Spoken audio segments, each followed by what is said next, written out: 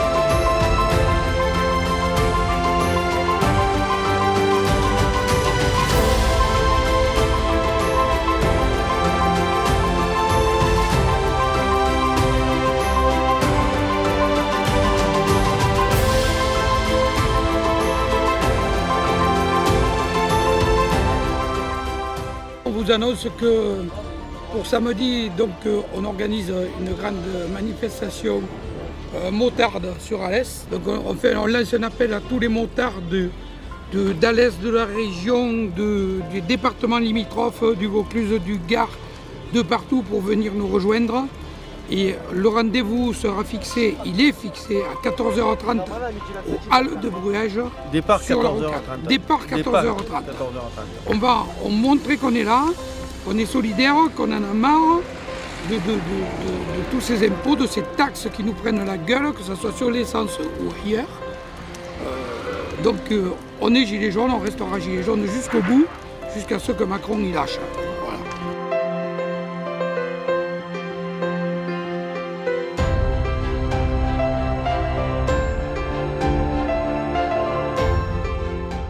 L'action Gilets jaunes continue encore aujourd'hui.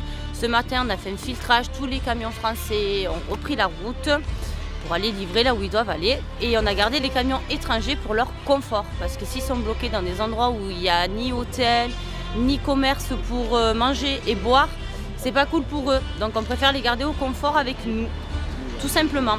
Après, les Gilets jaunes, c'est pas une action où on veut faire du mal. On veut bloquer les gens et embêter les gens. Au contraire, on est là pour faire craquer l'État et qui nous ramène les choses à la normale.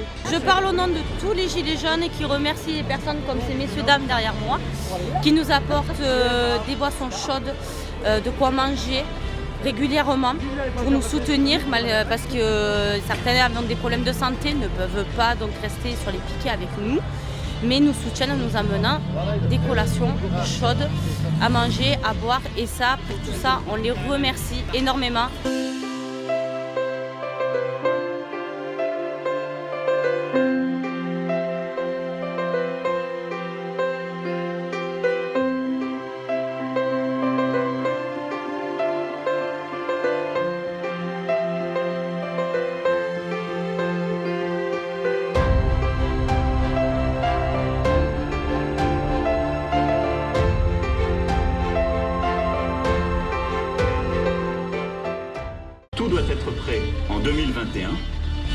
le choix qui sera proposé aux Français puisse être un choix transparent et éclairé. Bonjour à tous, je voulais vous remercier de la part des Gilets jaunes, principalement ceux situés vers les impôts, pour vos dons, votre gentillesse, votre générosité. Nous sommes agréablement surpris de la gentillesse de la population alésienne et de Saint-Privat. Et on vous remercie tous et on compte sur vous. Depuis une semaine, on est là parce que on est concernés, on est tous concernés. Moi personnellement, je suis aide-soignante à l'hôpital depuis plus de 20 ans. Donc on s'aperçoit que le niveau de vie, il a beaucoup diminué, que c'est de plus en plus dur et que dans mon couple, moi déjà, on est deux à travailler et que ce n'est pas normal qu'un couple qui travaille, ce n'est pas normal qu'il n'arrive pas à la fin du mois, c'est pas normal qu'on ne puisse pas mettre 1 euro de côté. Donc aujourd'hui on est là parce que c'est devenu très difficile. Il y a des solutions, il y a des choses qui existent, seulement c'est toujours les mêmes qui trinquent. Donc voilà, donc nous on est solidaires, on est solidaires tous ensemble ici parce que il y a toutes sortes de, il y a des niveaux. Il y a plusieurs niveaux sociaux ici.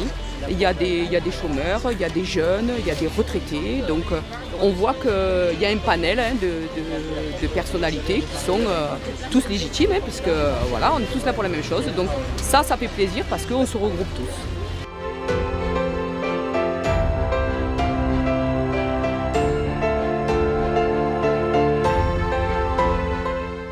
Ce matin, on devait faire un défilé suite au passage des pompiers puis des agriculteurs. Malheureusement, les forces de l'ordre, la mairie, le sous-préfet, les administrés ont décidé d'annuler ce défilé. Le chef de caserne a envoyé un mail comme quoi ils annulaient ce défilé parce que le syndicat a appelé à ce qu'ils portent leur gilet jaune. Donc l'excuse, c'était qu'ils ne pouvaient pas assurer la sécurité des enfants sur le parcours. On croirait qu'on est des terroristes, qu'on va agresser des enfants qui passent dans des camions. C'est une honte, les pompiers sont révoltés face à ça. Mais bon, ils ont des ordres, ils n'ont pas le choix. Donc il n'y a pas eu de défilé de pompiers pour leur Sainte-Barbe cette année pour la première fois. On a quand même les agriculteurs qui sont venus, qui sont là avec nous. Et puis nous, on va quand même faire notre marche. On est à peu près, 300, 400 personnes là devant la sous-préfecture. Moi, je vais dire une chose, c'est que le peuple, il n'en peut plus. Il y a trop de gens qui ne touchent pas le SMIC, il y a trop de gens qui sont malheureux, ça ne peut plus durer, le peuple est dans la rue et il faut qu'il y reste jusqu'à qu'il plie. Voilà. En fait, nous on a fait ça ce matin, c'est symboliquement. C'est voilà, c'est pour... le symbole, c'est que... après sinon on est là, c'est pas le problème. Mais nous en tout cas c'est. Nous c'est pas pour l'attendre. Ça perturbe tout le monde de cette chaîne, ils se disent ils vont arracher la prix de la sous-préfecture et ça va. Et donc ils envoient des compagnies de mobiles.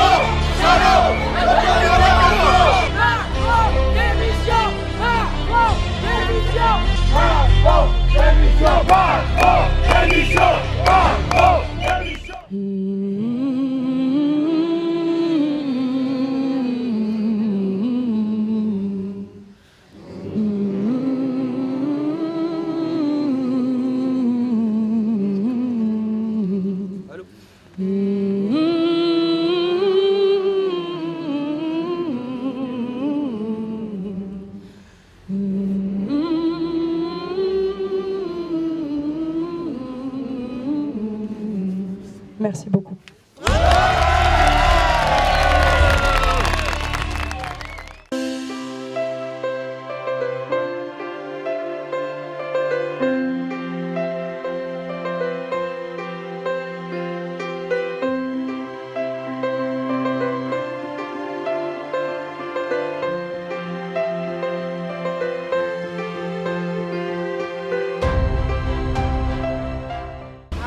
Ah bah c'est gentil.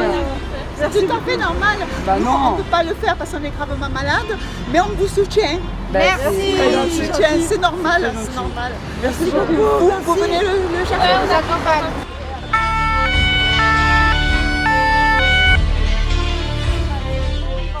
Moi, je suis là pour l'avenir de ma fille. Mon avenir à moi aussi, ma famille, enfin les amis et tout le monde. Et comme cette dame qui est venue nous apporter à manger, qui est handicapée, à qui on a enlevé des primes, des pensions, on a des aides, des handicapés, on leur a enlevé ça quand même. Les retraités aussi. Comme un papy une fois qui s'est arrêté, 77 ans, qui a fait la guerre d'Algérie, il m'a pris la main, il m'a dit battez-vous parce qu'aujourd'hui je travaille toute ma vie, je gagne 697 €. Pour ça il faut qu'on se batte. Pour eux il faut qu'on se batte aussi parce qu'ils sont battus pour nous, c'est à nous de leur rendre aujourd'hui. Voilà. Après mes revendications, il n'y en a plus. Parce que ça fait 3 semaines qu'on attend, un signe, quelque chose.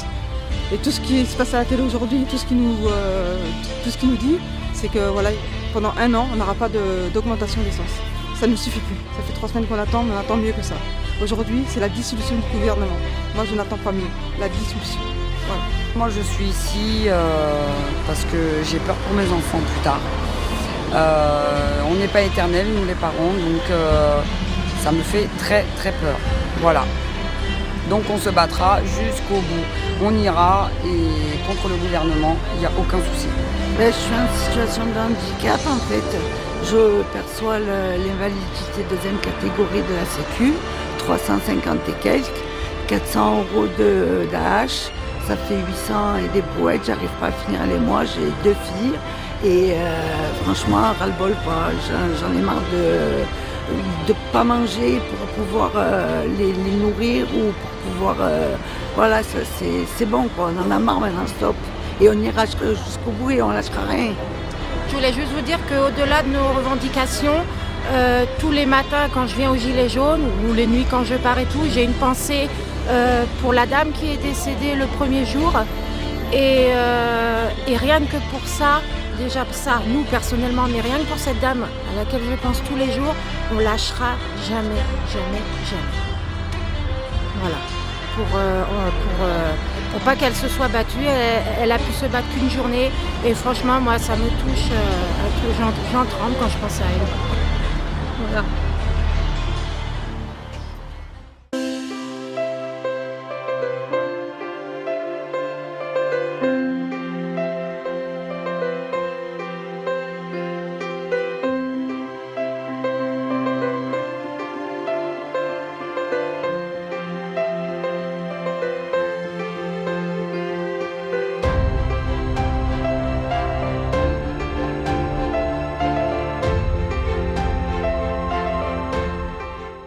Qu'il fasse ses valises, qu'il parte vite avec son gouvernement, vraiment avec tout le gouvernement, parce que sinon lui tout seul c'est pas la peine, mais qu'il nous foute la paix, qu'il nous lâche la grappe. Il faut vraiment qu'il dégage. Mais alors vite, vite, vite, que ça s'arrête, cette misère, cette violence, il y en a marre. Je dis, vaut mieux croire au Père Noël qu'au gouvernement et à Macron.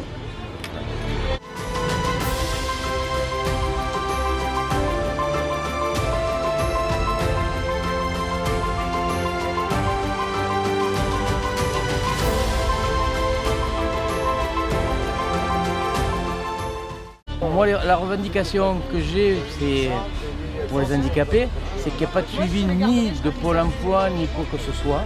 On te fait faire une formation, on leur fait gagner de l'argent parce qu'on a des points qui ont des valeurs et qu'ils essayent de les récupérer. Et puis après, ils vous laissent dans la nature et puis c'est terminé. Moi, j'ai eu le cas que j'ai eu une proposition d'emploi, j'étais cuisinier, je travaillais à l'étranger. Dans des endroits qui étaient très intéressants, à Baïkonour avec les astronautes, etc. Et on m'a proposé comme emploi en France d'aller faire la cuisine pour 6 bébés à Méjeanne-le-Clap. Faire Alès, Méjeanne-le-Clap à mi-temps, j'aurais perdu des sous. Voilà les propositions françaises. Et moi, on ne me propose pas. Et à Méjeanne-le-Clap, je suis sûr qu'il y a des gens qui cherchent du travail, des femmes certainement, et qu'on ne leur propose même pas cet emploi. Ah oui. Voilà. comme vous êtes le number one, eh bien, on vous a choisi vous ici. Voilà. On a beaucoup de chance. Hein. Voilà. Voilà donc. Au-delà des frais bancaires, vous êtes aussi celui qui a la plus grosse empreinte carbone. D'accord. Qui pollue le plus. D'accord. Chômage technique, on va tous au McDo boire un café. C'est ça. À vos frais, sur les frais bancaires. Sur les frais bancaires. Non, bien sur les frais bancaires. Pas dans vos frais perso. Pour les infos qu'on peut donner aux gens qui viendront aujourd'hui, au niveau des frais bancaires, ils sont numéro 1 avec 663 € par client en moyenne par an de frais bancaires. Et au niveau de l'empreinte carbone, avec 905 grammes par euro, ils sont numéro 2 au niveau de la pollution dans le monde. Ils sont la deuxième banque la plus responsable. Le numéro 1, c'est le Crédit Agricole, qu'on fera plus tard. Voilà.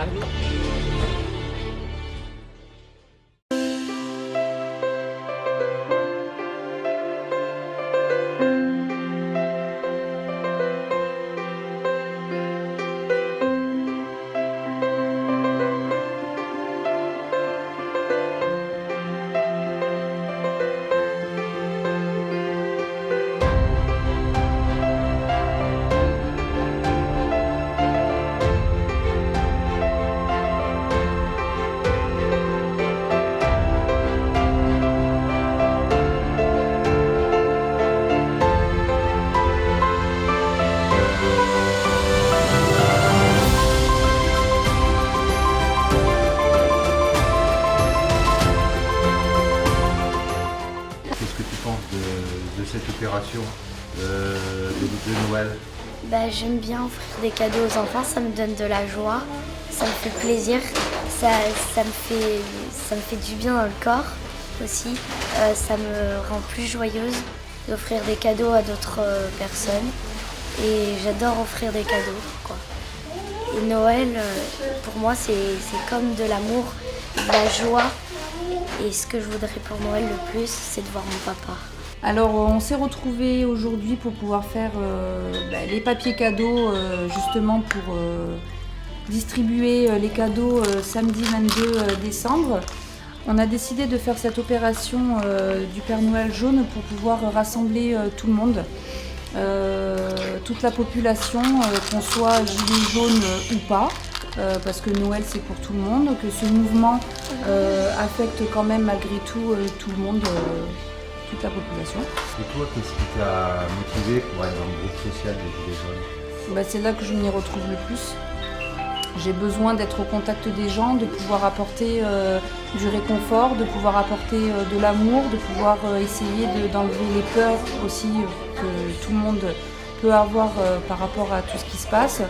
Le fait de pouvoir se retrouver tous ensemble sans classe sociale demain, ça va permettre aussi de pouvoir se rapprocher et rassurer les gens en montrant que oui, on est gilet jaune, mais demain c'est pas une manifestation gilet jaune, c'est pour rassembler tout le peuple.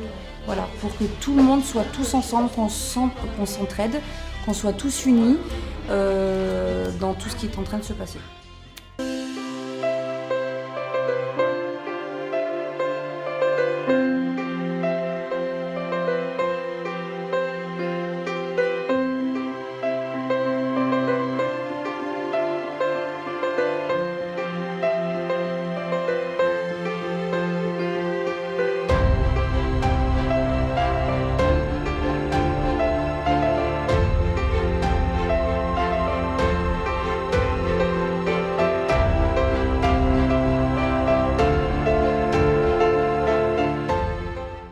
Gilets jaunes, c'est pour revendiquer la souffrance de l'être humain, parce que c'est devenu quelque chose qui est très dur.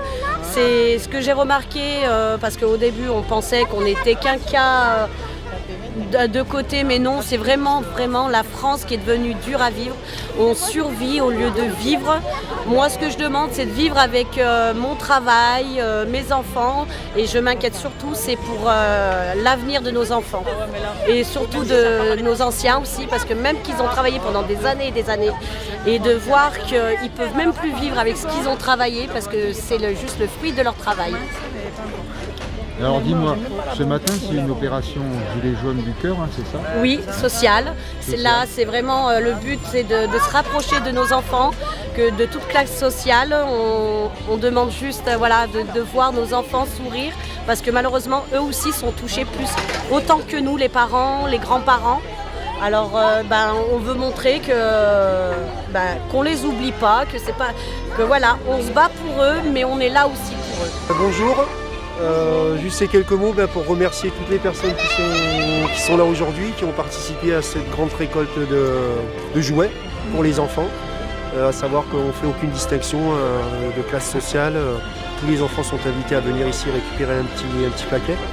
On voulait remercier toutes les personnes individuellement qui sont venues amener des cadeaux, du papier cadeau, il y a des gâteaux, des papillotes ou plein de choses. Jouet Club, qui a été aussi un peu partenaire de cette action.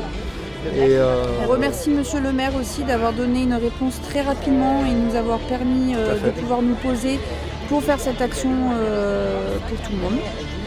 Et on espère que très bientôt, on va pouvoir renouveler ce type d'action. Ça ne sera peut-être pas des jouets, ça sera peut-être autre chose pour valoriser aussi le mouvement et montrer que les Gilets jaunes, c'est aussi de la solidarité.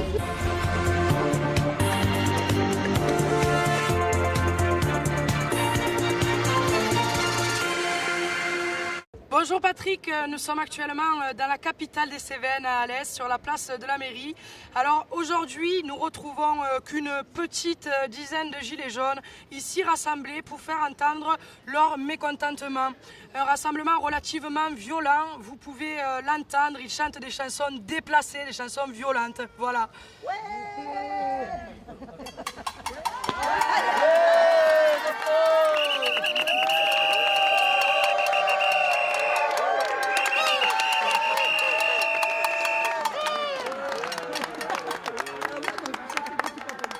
Alors bonjour Monsieur Christian, vous êtes donc un gilet jaune du premier jour, un gilet jaune du premier jour. Oui, un gilet jaune du premier jour. Donc depuis le 17 novembre. Depuis le 17 novembre. Et d'accord. Et fier d'être Cévenol. D'accord Monsieur Christian. Donc pouvez-vous nous dire pourquoi vous êtes là depuis le 17 novembre? Eh bien, pour payer déjà moins d'impôts, gagner plus. Puis payer moins d'essence et avoir une retraite plus tard et laisser quelque chose à nos enfants. D'accord. Oui, nous voyons Monsieur Christian. Donc voilà, c'était Marlène pour BF Merde TV en direct d'Alès.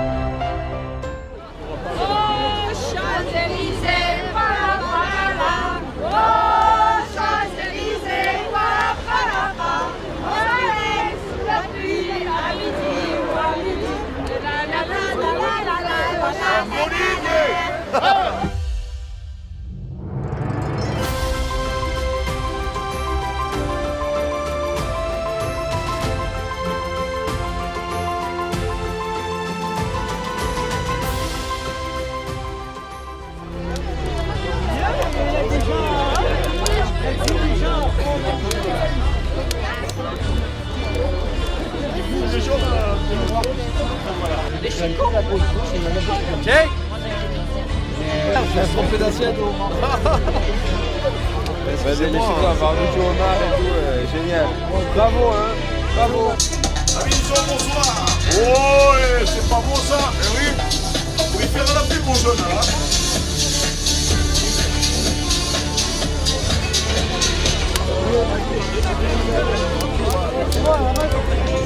La fête, mon ami, bientôt là, mon ami. On va voir le bon ami, La combien? 2 minutes, non? Présence de ma part. Alors, qu'est-ce que vous voulez me dire pour la nouvelle année? Pour la nouvelle année, eh ben que ce soit meilleur que ce qu'on est en ce moment. Hein? D'abord, qu'on puisse vivre normalement. Et qu'est-ce que c'est que je vous allais vous dire? Je l'ai avalé. Et qu'on a tous raison de protester. Tous les gilets jaunes ont raison. Je vais avoir 84 ans. Voilà. Voilà. Et j'estime que je suis comme les autres et je les maintiens et on se maintient. Tous ensemble. On est des gens tous pareils. Et voilà. Et je crains qu'à la nouvelle année, en souhaitant que Macron nous entende dans la bonne direction. Surtout. Souhaitez bonne année, madame. Surtout. Chin chin.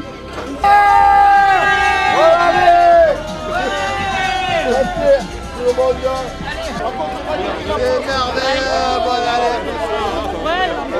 Et pareil, merde, je vois l'année en jaune. Alors qu'est-ce que... J'ai l'air d'une grogne alors que plein de bonnes choses et sûrement... Qu'est-ce qu'on a eu en 2018 à part la Coupe du Monde qui était bénéfique, enfin agréable, sinon 2018 c'est une année de merde qu'il faut vite oublier. Et surtout il faudrait oublier notre président. Il faudrait qu'il ait la décence, comme De Gaulle, de démissionner. Mais la décence, c'est lui, je pense que ça fait 3. Voilà. Bonne année 2019, en espérant qu'effectivement 2019 soit l'année des Gilets jaunes. Merci à tous ceux qui nous soutiennent. Tous nos meilleurs vœux de bonheur, santé, et le combat continue. Parce que rien n'est gagné. Et le combat va continuer certainement un certain temps. Et il ne faut pas lâcher. Surtout pas lâcher. Surtout pas lâcher. Whisky ? Et c'est quoi ?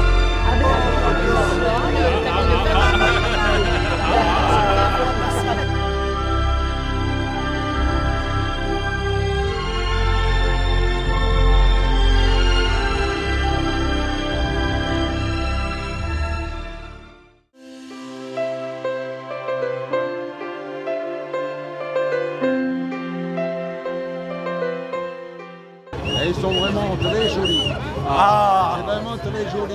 Attends, on lui a pas fait le bisou. Vous êtes là pour quelle raison? Tout simplement, il faut le dire à personne, mais on est là pour se présenter à l'Élysée. Parce que c'est tellement ridicule pour l'instant, n'importe comment, quand on a vu la fête de la musique, comment ça s'est passé, tout ça, et ben voilà, on n'est pas plus ridicule, nous, comme ça, qui sommes sérieux et en tenue comme ça, que des gens en costume et qui sont beaucoup plus ridicules dans leur vie privée ou même en public.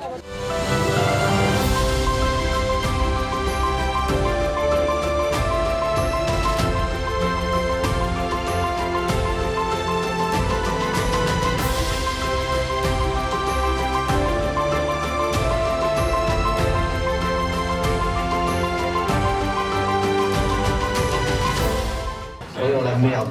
C'est-à-dire qu'il y a une pyramide sociale où il y a un mec qui est en haut tout seul, et plus on descend, plus on est nombreux.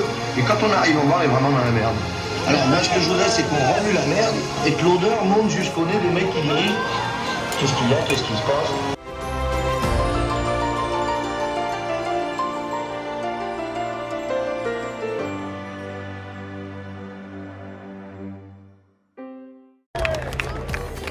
Alors on va voir Yvan Le Bolloc, c'est ça? Et il est là, il va commenter le concert.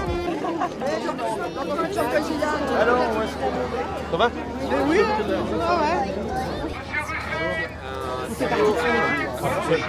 Hein? Il en manquait une. Avec Gilles,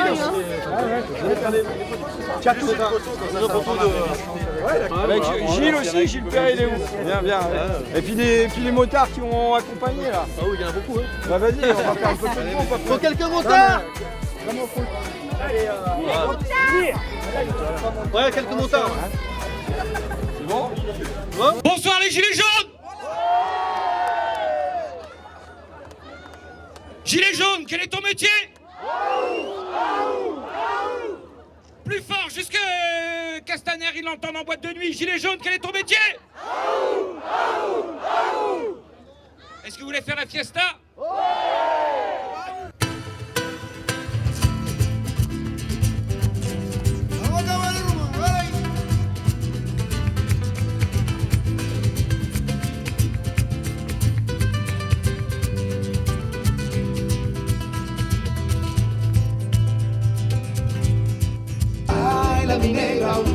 Baila mi negra, ay, baila mi negra, te cantaré su pared. Baila mi negra, baila mi negra, baila mi negra, te cantaré su pared. Je voudrais embrasser dans le cou les réalisateurs du film formidable que vous allez voir tout à l'heure et qui sont Gilles Perret, François Ruffin.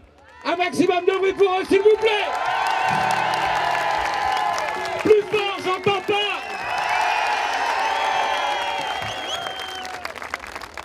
Alors vous en voulez du soleil? Vous l'avez bien mérité le soleil.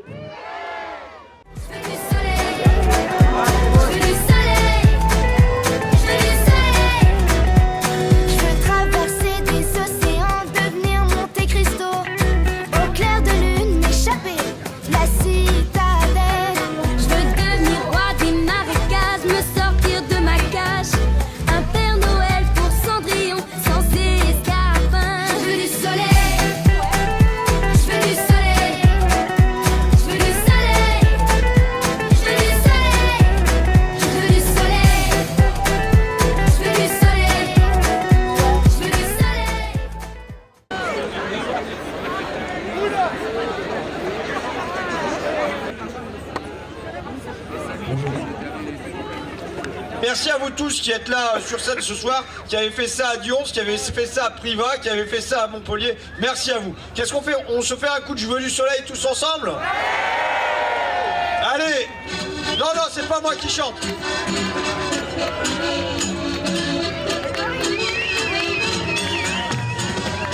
Je suis resté qu'un enfant, je veux grandir trop vite. Dans un monde en super plastique, je veux retrouver maman, qu'elle me raconte des histoires de Jane et de Tarzan, de princesse et de cerf-volant. Je dis soleil dans ma mémoire, du soleil, je dis soleil, je dis soleil, je dis soleil. Je suis gilet jaune à Dions, donc je suis heureux de la soirée. On a rencontré François Ruffin et son équipe sur notre point de filtrage. On nous a demandé si on acceptait de poser pour le film, de faire un extrait pour ce film-là. On a été d'accord. On s'est rendu compte que notre mouvement était un mouvement qui avait pris une ampleur importante, que les combats que nous menions n'étaient pas des combats de Gaulois point par point, mais on était tous pareils, on avait tous les mêmes revendications, tous les mêmes problèmes. On était tous dans l'attente de reconnaissance, dans l'attente parce que l'arrogance de tous ces gens qui nous dirigent nous permettait plus de nous vivre et au contraire on nous révoltait. C'est ça le plus important. C'est ça. Ça c'est le plus important.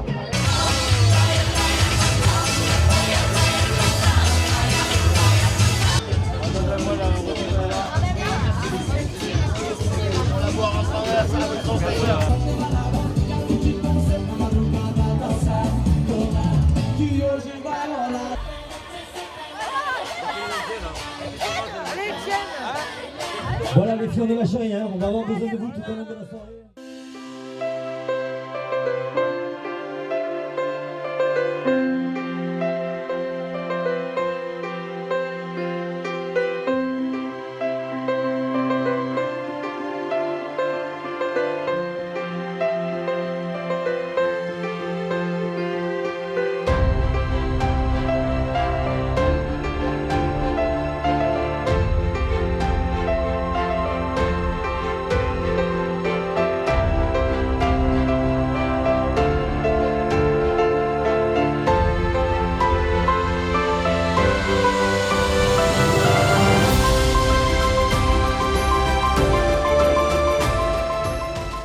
C'est la cabane Marcel alors? C'est ça. Ah oui, puis alors il y a le ça, motard qui est décédé là. Ouais, le collègue Gérard. C'est Gérard, hein, c'est Gérard, ouais. Le barrage de Dions, c'est un barrage qui s'est monté spontanément le 17 novembre. Donc par les agriculteurs qui ont été rejoints par toute la population, quoi, mais c'est les agriculteurs à l'origine qui ont monté le barrage. Et donc on s'est fait virer 5 fois, enfin 4 fois réellement. Et à la 5e fois, il y a 15 jours de ça, là, on a essayé de remonter, on n'était pas assez, au bout de 3 heures, ils sont arrivés, on était 10, ils sont arrivés à 40 et ils nous ont carrément dit que ou vous partez ou on vous trique. Ça a été rectard, quoi. Et donc là, ce coup-ci, on a essayé de regrouper un peu du monde, un peu de partout, donc ça vient de partout dans le Gard et même au-delà du Gard, il y en a qui viennent de l'Hérault et d'un peu plus loin aussi. Et donc on a essayé de se regrouper justement pour être nombreux, c'est pour ça qu'hier on s'est retrouvés, on a été à peu près sur toute la journée, tout le temps une centaine de personnes à peu près. Donc c'est ce qui est pas mal, quoi. On a retrouvé un peu les débuts et je pense que ça remotive un peu les gens aussi, quoi. Bon, après on a remonté un week-end, donc ça a été difficile avec les camions, on les a bloqués un peu, il n'y en avait pas beaucoup, donc on les a bloqués 3 heures, on les a laissés repartir et puis on a rebloqué d'autres. Et le but c'est on va décider ce soir tous ensemble parce que bon, ici on a toujours fait des décisions à main levée. Donc on va voir ce qu'on décide si on arrête ce soir ou s'il y a assez de monde motivé pour continuer cette semaine. Et là on reprendra le barrage tel qu'il est, quoi. On ne le touchera pas, on laissera passer les voitures mais par contre on bloquera les camions, quoi. Comme on a fait au départ parce que malheureusement c'est la seule chose qui a fait bouger les choses, quoi. Maintenant, de nouveau, le gasoil, les taxes, tout augmente. Là, au mois de juin, on va reprendre 6% encore sur l'électricité, le gaz et tout ça. C'est plus possible, quoi. C'est plus possible. Et puis, de toute façon, le grand débat, personne n'y croit, quoi. On n'y croit pas. Soi-disant, il va annoncer des grandes mesures, tout ça, mais personne n'y croit, quoi. De toute façon, on a vu le résumé que l'État a fait par rapport à ça, quoi. Soi-disant, personne n'a parlé du pouvoir d'achat, personne n'a parlé du RIC, et c'est faux. Nous, on a fait des pétitions, et dans les pétitions, c'est une des premières revendications qui est sortie, le RIC et le pouvoir d'achat. Donc le pouvoir d'achat, ça comprend tout, hein, c'est les travailleurs, c'est les chômeurs, c'est les retraités, c'est vraiment tout le monde, quoi. Et ce qui est dommage, c'est qu'il y a beaucoup de gens qui ne comprennent pas encore qu'on se bat pour eux, quoi. Ça nous fait pas plaisir de faire chier les gens comme ça sur le barrage, ça nous fait pas plaisir. On aimerait être chez nous, tranquille et pouvoir profiter des plaisirs de la vie, quoi. Mais bon, on peut pas parce qu'on a des enfants, on a des familles, on n'arrive pas à s'en sortir. Moi je suis berger, je suis actuellement au chômage depuis un peu plus de 6 mois. Et j'ai du mal à retrouver du boulot. Je ne peux pas m'installer tout seul parce que je n'ai pas de financement. Et donc je ne peux pas m'installer, même avec les aides, c'est impossible. Donc les agriculteurs sont pris à la gorge, c'est tous les corps de métier, quoi. Et même au niveau des forces de l'ordre, bon, ils font leur travail, tout ça. Mais même eux, il y en a plein, on le voit, qui viennent nous parler, tout ça, en dehors. D'ailleurs, ce monsieur qui s'est pendu il n'y a pas longtemps à Jones était venu sur le barrage, justement, et était pour les Gilets jaunes. Et pourtant, il faisait partie de la police. Donc, on sait qu'ils nous soutiennent, mais bon, ils ont des ordres, et c'est vrai que c'est un peu compliqué pour eux, quoi. Mais je pense qu'ils auraient moyen quand même de jouer un peu plus le jeu pour qu'on puisse faire un peu plus pression sur l'État. Maintenant, ça fait 40 ans qu'on s'est fait avoir et que nos parents se font avoir. Ils ont travaillé ma mère a travaillé toute sa vie, elle a travaillé à l'hôpital Et à 71 ans, elle se retrouve à faire des fins de mois qu'elle n'arrive pas à s'en sortir, quoi. Et c'est pas normal. C'est pas normal. C'est des gens qui ont travaillé en plus de plus de 40 ans, 42 ans dans leur vie. Et c'est pas normal que ces gens-là, ils n'arrivent pas à vivre alors qu'ils ont cotisé toute leur vie. C'est pas normal. Alors on dit, ouais, on prend aux vieux pour aider les jeunes et on prend aux jeunes pour aider les vieux. Non, ça peut pas marcher comme ça. Et derrière, après, ils nous enlèvent l'ISF. Ils sont en train de vendre le pays. La France, quand Macron il aura fini son mandat, la France, elle n'aura plus rien. Il aura tout vendu. Ils sont en train de brader le pays. Et ça on n'en veut pas, quoi. Si on est dans un beau pays, on veut retrouver notre pays avec... on veut tout simplement pouvoir vivre de notre travail, quoi. On ne demande pas non plus d'être riche, à pouvoir s'acheter des maisons et tout ça. On demande juste à vivre décemment, quoi, comme tout le monde devrait pouvoir vivre, quoi. Et voilà, donc de toute façon, quoi qu'il en soit, on ne lâchera pas, quoi.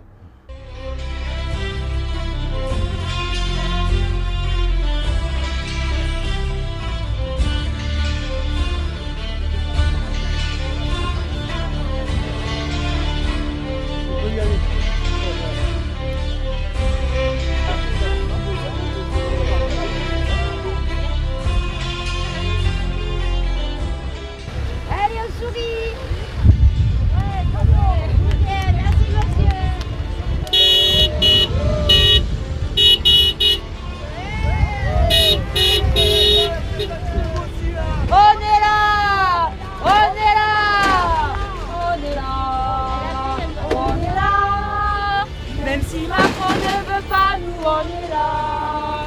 Pour l'honneur des travailleurs et pour un monde meilleur. Même si Macron ne veut pas, nous on est là.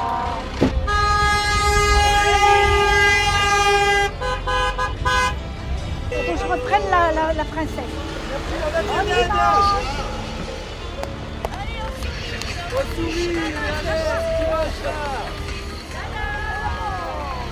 Oh Fernando!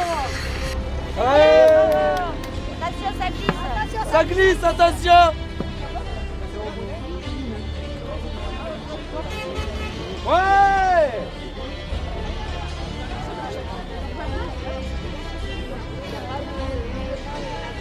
On est là, on lâche rien. Tout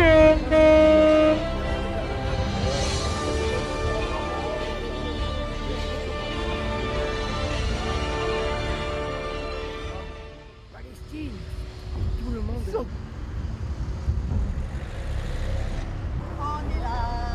On est là, même si Macron ne veut pas, nous on est là. Pour l'honneur des travailleurs et pour un monde meilleur, même si Macron ne veut pas, nous on est là. Je t'ai pas dit plus.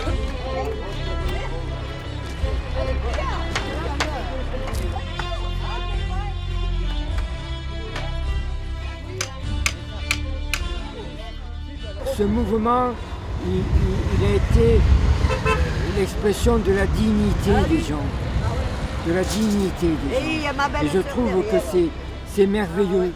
C'est merveilleux, ça, ce genre de choses. Et si moi je suis là et que je suis venu souvent ici, c'est pour être solidaire avec ces gens-là. Pas avec ceux qui ont cassé ou qui ont détruit ou qui m'ont sous prétexte qu'il fallait s'en prendre aux entreprises capitalistes et tout. Parce que le fait de s'en prendre aux entreprises capitalistes, tu peux le faire autrement. Hein. Tu peux le faire autrement. Ça c'est une chose. Mais de là à les casser, à les détruire, ça c'est une chose. Par contre, ces gens-là, comme elle, comme moi et comme tous ceux qui sont ici, eh bien, ce qu'on veut, c'est rétablir la justice et l'égalité. Et la liberté aussi, et la fraternité aussi. Voilà, ni plus ni moins que ça. Ah, vous avez des gobelets jaunes maintenant? Oui, une table jaune, des gobelets jaunes. Voilà. Et nous aussi. Les catholiques, les musulmans, des juifs, tout le monde s'entend Eh bien, très bien. c'est très bien. C'est ce qu'il faut. Voilà, et oui. C'est ce qu'il faut. Si c'était pareil dans la vie. Eh oui. Malheureusement, Montrer à notre com qu'on c'est plus s'entend bien. compliqué. Mais bien souvent, ça vient d'en haut. Ouais. Ils nous Gazé. disent, hein, bien souvent, hein, parce que les vrais racistes, moi je pense que c'est ces gens-là. Quoi. C'est eux Mais les bien sûr, racistes. mais bien sûr. C'est pas nous. C'est eux qui mettent la haine. Merci. Vous en avez assez? Oui, On est à la retraite, on travaille plus que les jeunes et puis on nous traite de vieux. Comme ça, on fait travailler le fonctionnaire. Voilà. Ah, fonctionnaire. J'arrive du boulot. Voilà. Oh, laissez-moi fumer ma cigarette et boire mon café.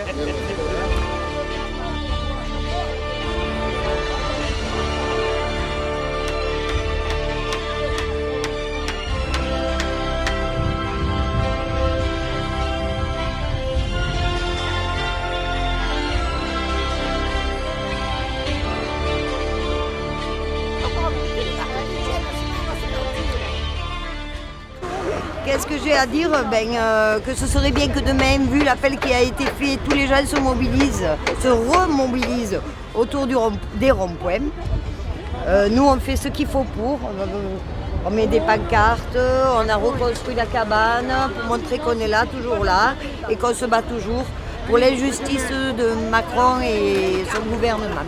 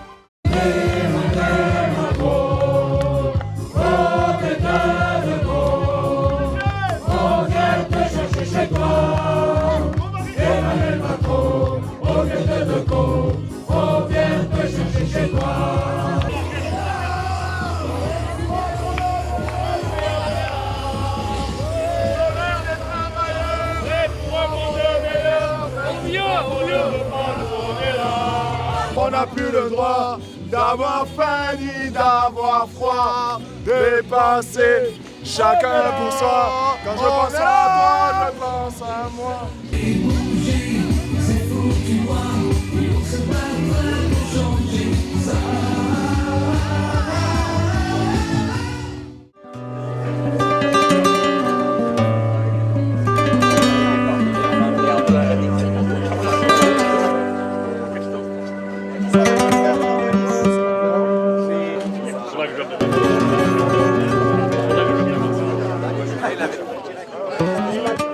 Bonjour, voilà, nous sommes des Gilets jaunes de l'Ardèche, d'Aubenas exactement, et d'un petit village qui s'appelle Vaisseau, à côté d'Aubenas en fin de compte. Et donc, depuis le 17 novembre 2018, on revendique pour tout ce qui est le malheur de la France, tout ce qu'on nous fait subir, tous les coups qu'on nous met, et je veux dire tout notre pouvoir d'achat aussi qui est très bas, les retraites, tout ça, il y a beaucoup de choses qui vont pas. Et contre la dictature de Macron, contre les répressions policières. Voilà, contre la dictature de Macron. Ces lois qui nous privent de tous nos droits. Contre la vente en gros de la France, ils vendent tout, contre la vente d'ADP, contre... Il y a tellement de choses à dire qu'on pourrait écrire un livre.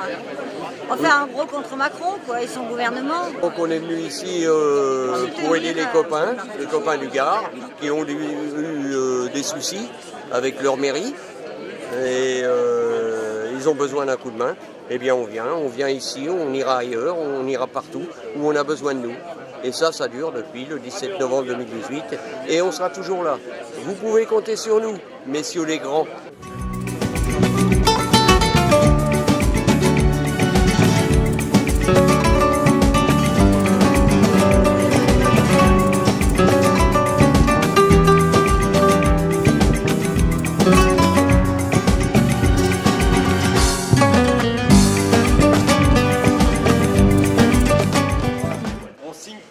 là. Là, les aéroports de Paris, c'est ici.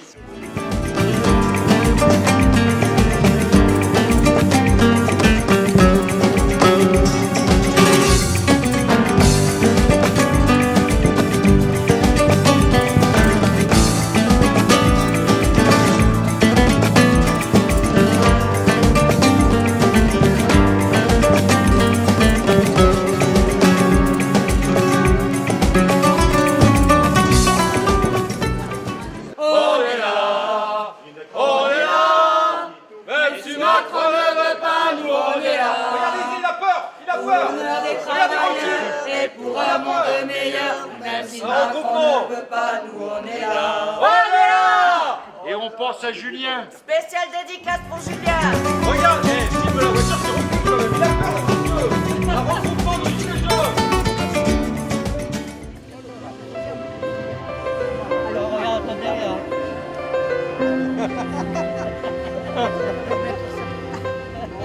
Un petit mot simplement pour dire qu'on est en colère, qu'on n'a jamais varié dans nos demandes.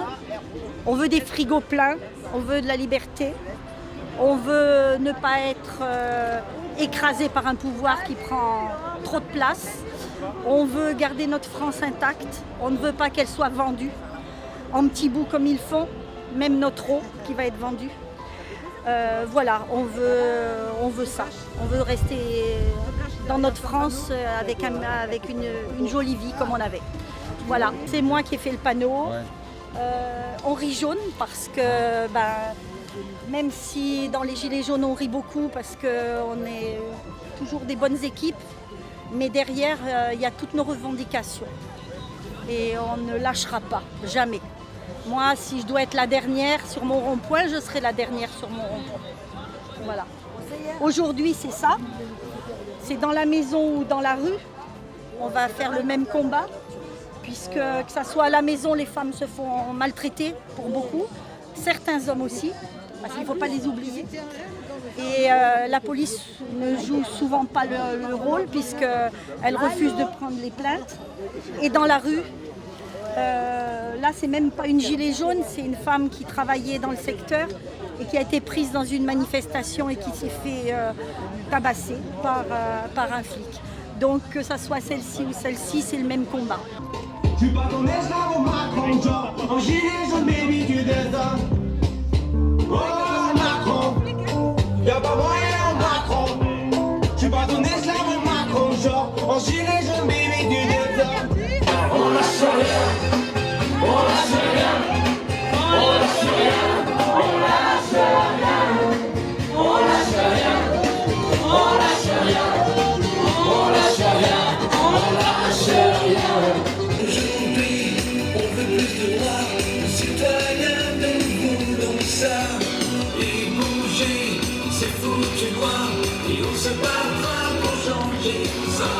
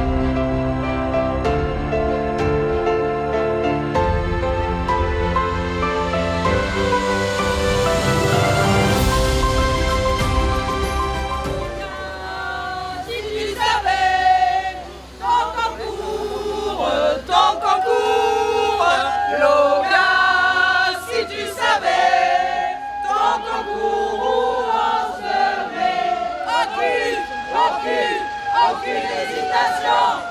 Non, non, non à la manipulation. C'est ça.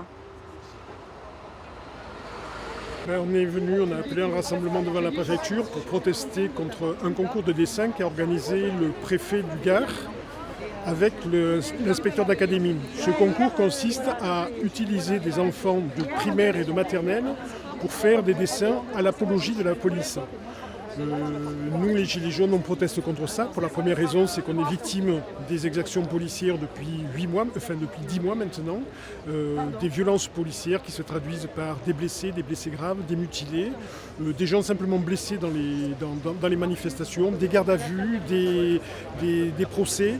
Donc on trouve que c'est déplacé dans la période actuelle de faire un tel concours. Ça, c'est la première chose. La deuxième, on trouve que c'est très manipulatoire d'utiliser des enfants pour faire l'apologie d'une profession. Au nom de quoi on prend la police, pourquoi on ne prendrait pas les professions les plus difficiles, les maçons, les boulangers, les infirmières, les enseignants. Non, on prend la police et là on est un peu inquiet parce que c'est une image de l'ordre que veut montrer M. Macron. Un pays où il y a de l'ordre, d'ailleurs il le dit clairement maintenant, il faut serrer la vis. Le troisième point qui nous gêne beaucoup dans ce concours, c'est que la remise des prix était prévue au Jean Casino, c'est-à-dire dans une enseigne commerciale privée.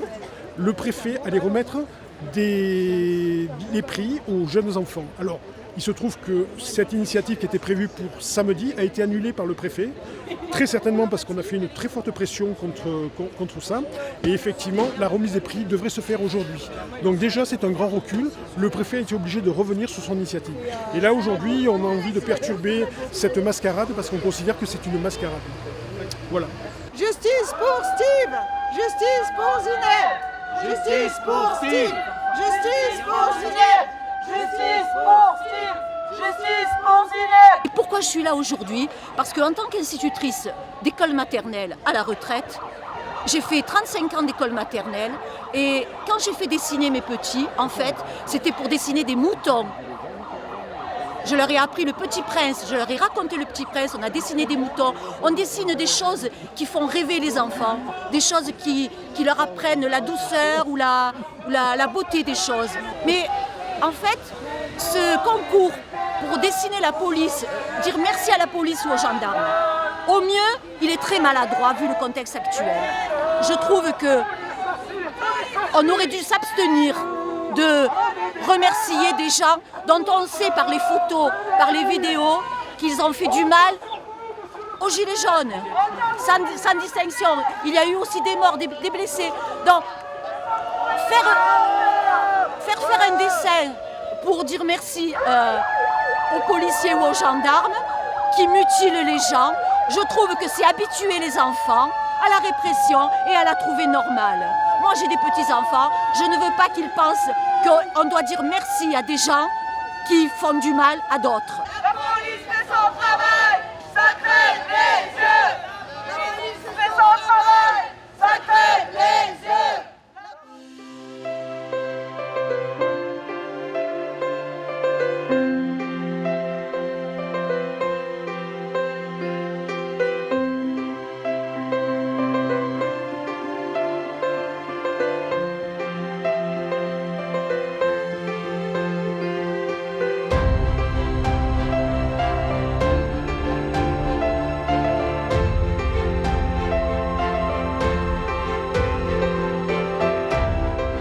Mon nom, c'est le vôtre. Mais tout simplement, je suis votre reflet là. Je suis votre reflet quand Macron aura fini avec nous, avec les soins, avec les infirmiers, avec les pompiers. Quand il aura fini avec tout le monde, voilà à quoi vous ressemblerez. Pourquoi on est là moi, le 15, quand j'ai vu ce qui s'était passé sur les réseaux sociaux, j'ai été horripilée à 3h du matin, je ne dormais pas encore, j'en ai pleuré. Parce que c'est lamentable, pitoyable de s'en prendre aux pompiers qui sont là pour nous défendre, pour nous sauver. Voilà. Et je connais beaucoup de gens qui m'ont appelé, qui pleuraient aussi, qui étaient très mal parce que ce qui s'était passé. Quoi. Voilà. Bonjour, alors Arnaud Roche du CSP Alès, sergent pompier professionnel. Donc pompier depuis 10 ans. Nos revendications par rapport à la grève, c'est la reconnaissance du métier à risque. Depuis des années on le demande. Ces derniers temps, pas mal de blessés, de décès, tout ça. On trouve que c'est plus que légitime d'être reconnu métier à risque. Deuxième point, la retraite. Donc au final, on a une surcotisation tous les mois qu'on paye pour pouvoir partir en avance à la retraite. Vous comprenez bien que voilà, passer 60 ans pour pouvoir porter quelqu'un, continuer à mener à bien nos interventions, c'est très compliqué. Donc on surcotise, on paye tous les mois pour pouvoir partir un peu avant. Et là, du coup, avec la réforme des retraites, du coup, on le perdrait. Ça, c'est vraiment le point primordial qu'on est allé défendre à Paris. D'ailleurs, par rapport à cette manifestation, donc, avec une sollicitation, un taux de participation qui a été énorme, on était à peu près 10 000 pompiers professionnels sur 45 000. Donc on voit bien que c'est un mal-être qui est commun au niveau national. Et du coup, voilà, tout se passait bien. C'était une manifestation quand même dans le calme. Bon, certes importante parce qu'il y avait beaucoup de monde. Et bon, il y a eu voilà, des échauffourées avec les CRS. Voilà, après c'est dommageable. On travaille avec eux en permanence. Ils ont eu des ordres qui n'était pas en adéquation avec cette manifestation. C'est que, je le répète, il n'y avait absolument rien qui brûlait, aucune dégradation. Donc l'ensemble de notre corporation trouve ça vraiment dommage que ça se soit passé comme ça. On est là, on est là, pour l'honneur de nos pompiers.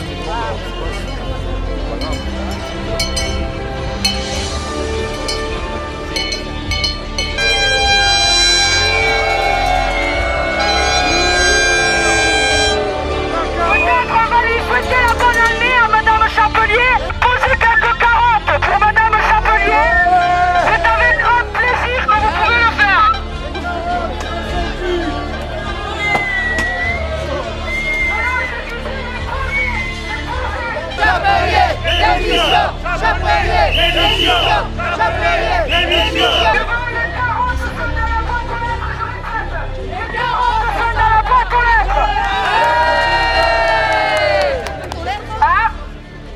a une proposition. Qui voudrait mettre une carotte dans la boîte aux lettres de notre cher maire alésien? Si vous voulez poser une carotte pour monsieur le sous-préfet, à ce qu'on dit, ils ont plus à manger. Et oui, les salaires en PS, vous savez, c'est plus ce que c'était.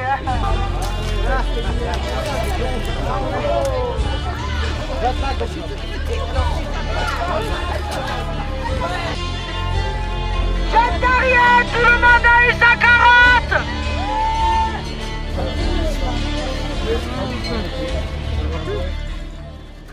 Allez les gilets jaunes, on vous entend pas, laisse.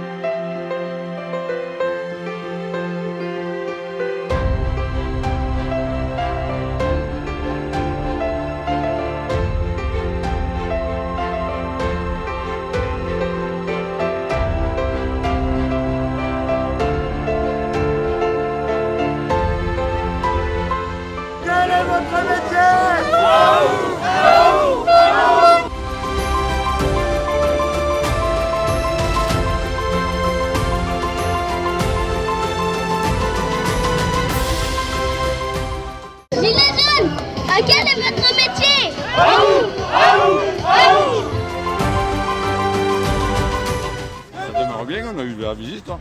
Formidable. Je sais pas s'ils sont venus en paix pour l'instant.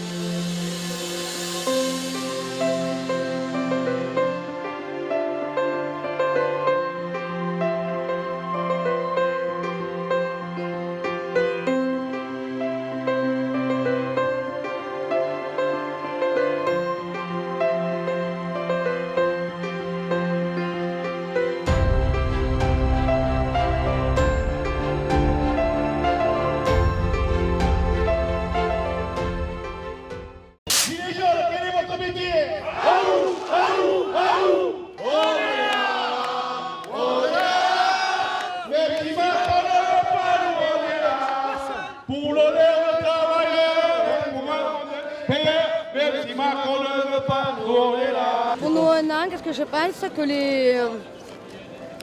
tous ceux qui sont là, c'est ceux qui sont restés vraiment toute l'année. Ouais. Voilà, il y en a quelques-uns qu'on a vu réapparaître. Mais sinon, c'est pas mal. Tu es satisfaite de la matinée? Ouais. Dans l'ensemble, oui, un peu déçu qu'il n'y ait pas plus de monde. Ça aurait été cool que tout ce qu'on y était au tout début soit venu pour notre anniversaire, mais bon.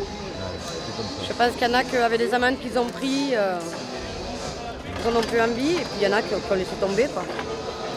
Qui se disent que ça ne sert à rien, alors que non, qu'on reste unis, tous ensemble. C'est quand même décevant que les gens aient quand même oublié une bonne partie de ce pourquoi on était là. Mais je ne comprends pas. Alors, ou on est bien réveillés, ou les autres ne le sont pas. Et malheureusement, quand eux vont se réveiller, il sera trop tard. C'est tout ce que j'ai à dire. C'est bien de se retrouver là et de sentir la solidarité et surtout espérer que le 5, il se passe quelque chose. Qu'est-ce que vous pensez de l'avenue de forces ouvrières, CGT, FSU? Alors moi je suis absolument enthousiasmé par le fait que enfin, ces centrales syndicales, elles se réunissent et elles parlent de la même voix. On attend tous ça depuis tellement longtemps, quoi. Et comme l'a dit un des orateurs, on se retrouve tous, mais ensemble et au même moment.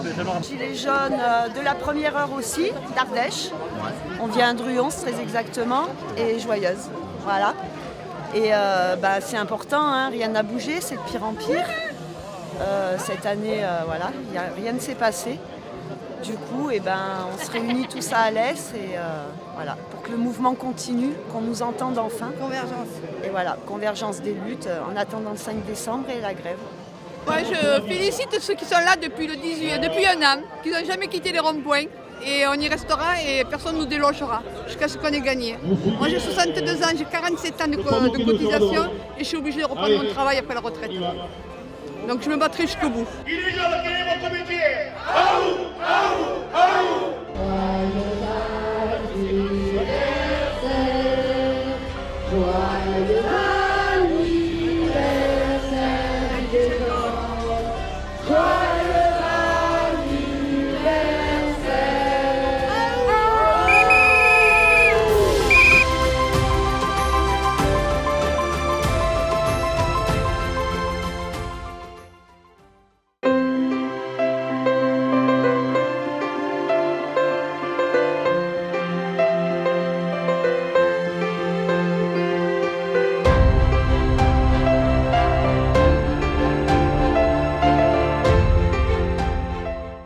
Bonjour, je m'appelle Roland Veuillet, je suis gilet jaune de Nîmes.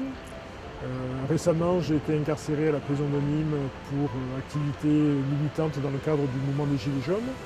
Alors, en fait, c'est un dossier qui est complètement vide et qui a été monté par la police.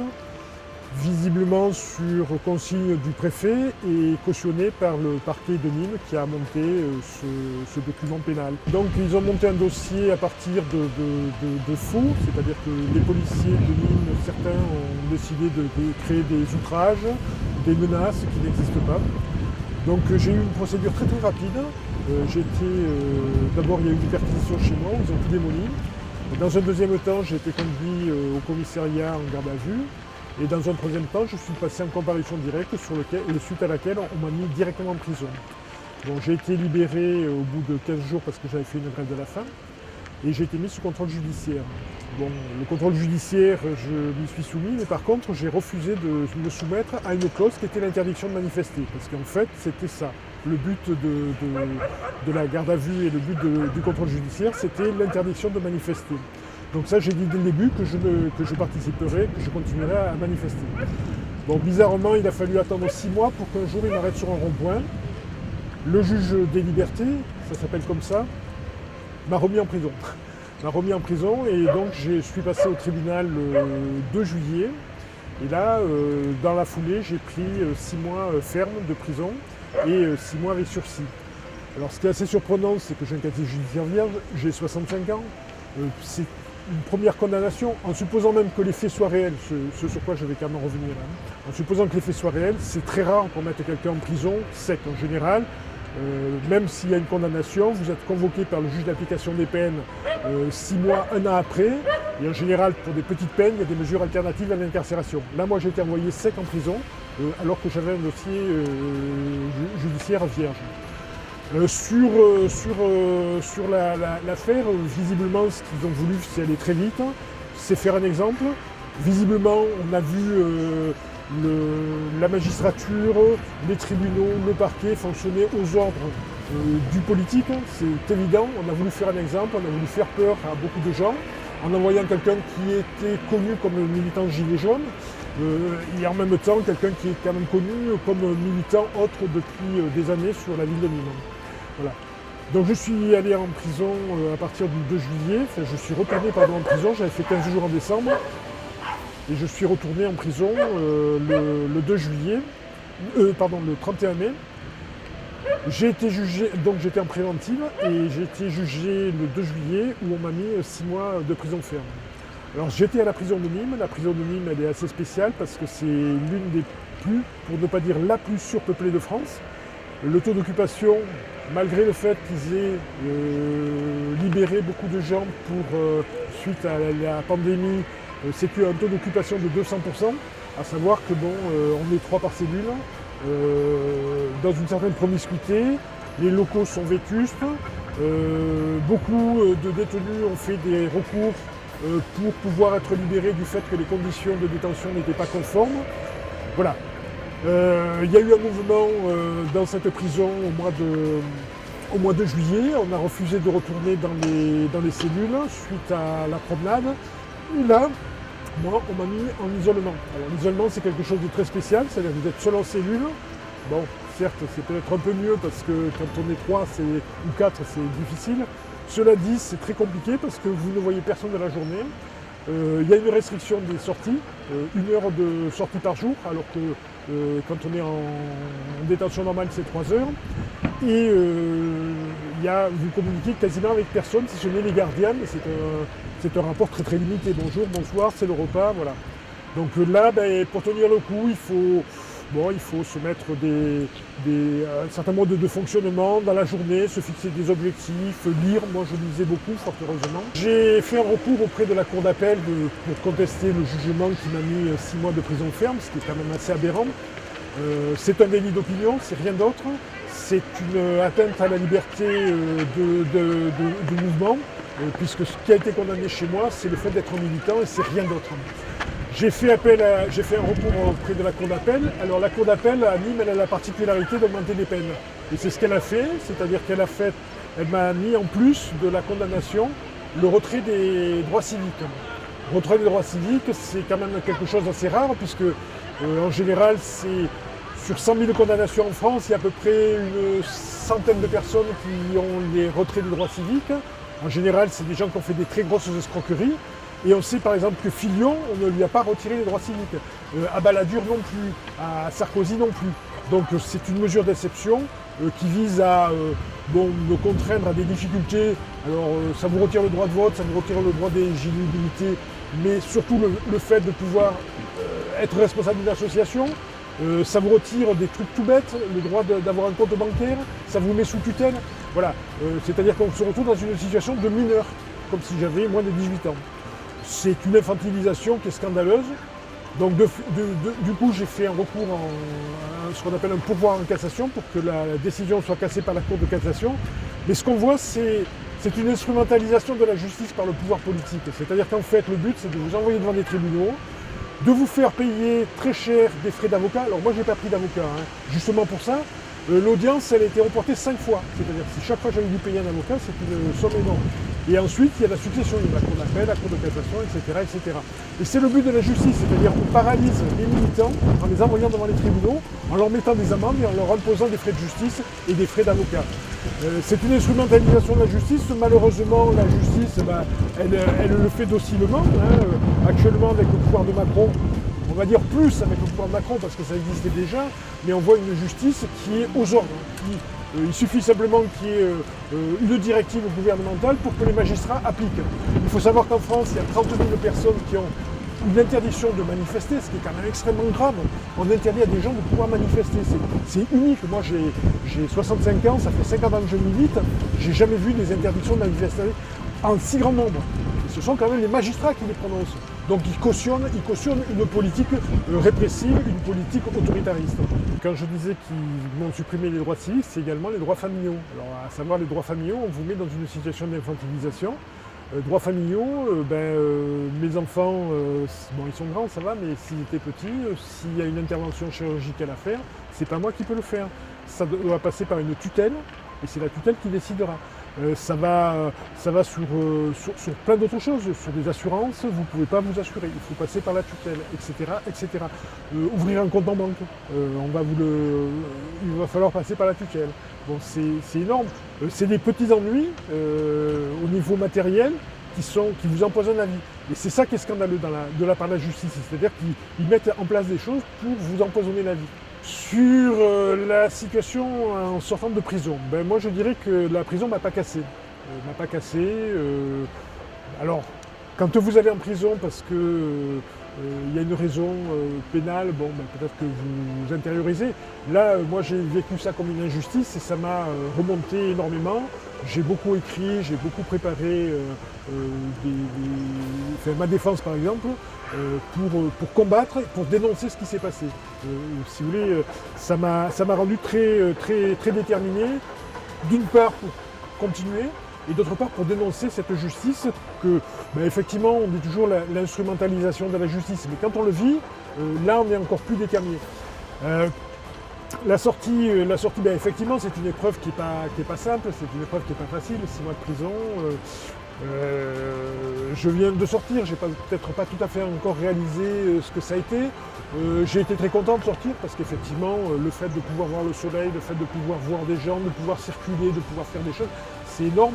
On s'en rend moins compte en temps normal, mais là on s'en rend très bien compte. Moi, je prends un plaisir énorme à me promener, même s'il y a la pandémie et que c'est limité, mais à me promener, aller faire un tour dans les magasins, parce qu'effectivement, c'est tout un tas de choses que vous ne voyez pas. La prison vous supprime beaucoup d'interactions, beaucoup de liens sociaux. Par contre, je suis remonté, je suis réellement remonté. Alors, pas en colère, remonté pour vraiment dénoncer ce système qui peut se permettre ce genre de choses. Et je me dis que si le gouvernement Macron arrive à mettre les gens en prison comme il a fait, parce que quand même, c'est que réellement, c'est un régime qui est aux abois, c'est un régime qui est en difficulté. Parce qu'un régime qui se voudrait démocratique, à la limite, il est capable de supporter une certaine opposition, une certaine contradiction. Là non, finalement, il faut se mettre au pas. La dernière loi que vient de sortir ces jours-ci, monsieur le ministre de l'Intérieur, était différente. On n'a plus le droit de filmer la police. C'est-à-dire que, par exemple, Benalla, qui a commis un acte quand même extrêmement grave, il frappe des gens sans aucune raison, il usurpe un uniforme, eh bien, on n'aurait jamais su cette histoire-là s'il n'y avait pas eu des gens qui avaient filmé. De la même façon, les lycéens qu'on a mis à genoux, s'il n'y avait pas eu des gens qui avaient filmé, eh bien, on ne l'aurait pas su. Alors Benalla, ça me fait doucement sourire parce que lui, par contre, il a fait des actes extrêmement graves. Il a usurpé un uniforme, il a frappé des gens et il n'est toujours pas en prison. Moi, j'ai rien fait. J'ai commis aucun acte délictueux. C'est faux, c'est un mensonge. Et ça, je le dis et je le répète, c'est un mensonge. Et je dénoncerai le parquet de Nîmes, je dénoncerai la justice et la police qui a pris cette décision, et aussi la préfecture, parce que ça vient de la préfecture, il faut le savoir. Le préfet Loga est quelqu'un qui s'est toujours distingué pour casser le monde des Gilets jaunes. En France, c'est un de ceux qui a été le plus répressif.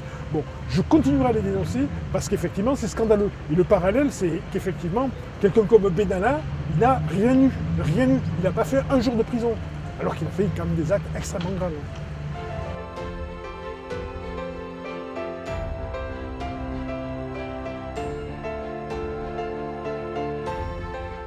Amis, entends-tu les cris sourds du pays qu'on enchaîne?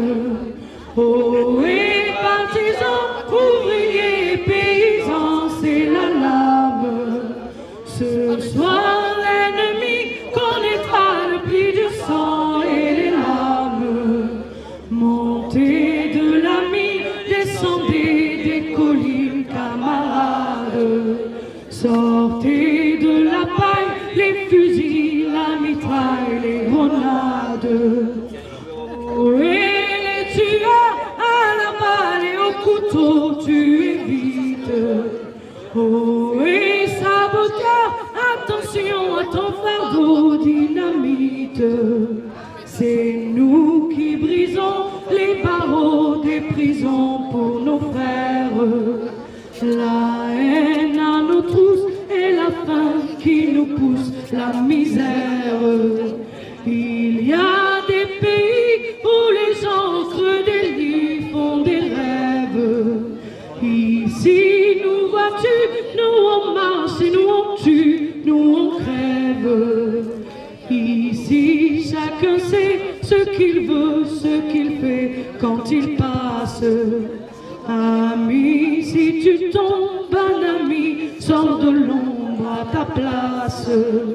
Demain, du sang noir séchera au grand soleil sur les routes.